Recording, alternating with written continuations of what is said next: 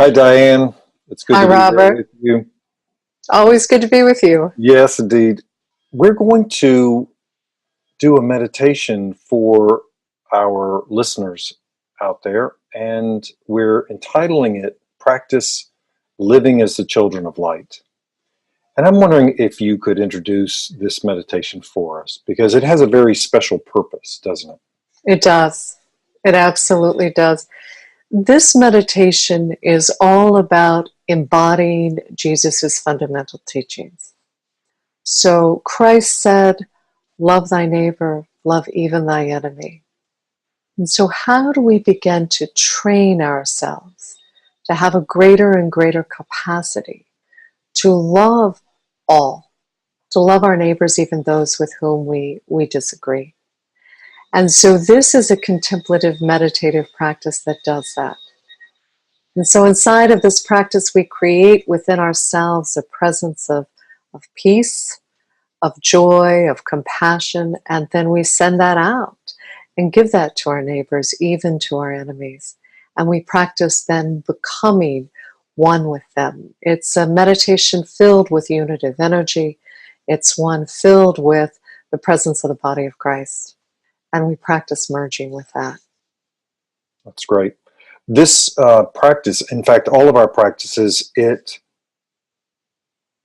assumes the communion that we have in God, that we live and move and have our being in God all the time, and that our awareness of that, a greater awareness of that, will help us to intend more fully to relate to others in a way in which we give and then we receive this joy and compassion and peace, so that as we learn, as we train our minds, train our hearts to do this very thing, we actually generate more communion. We realize the communion that's already there.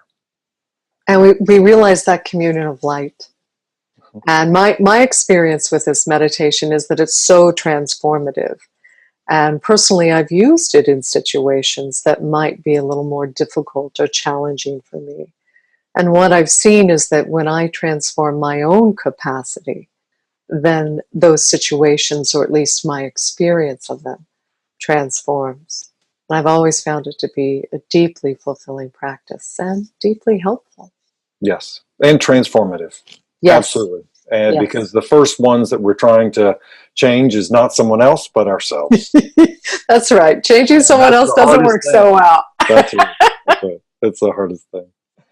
All right. Well, thank you. And for those of you who are uh, interested in doing this practice in a disciplined way, for it to have the power that it should, for it to wield the power in your own life, transformative power, we need to do this continuously, over and over and over, giving ourselves to it as it becomes a discipline. It becomes something that disciplines us in this intention.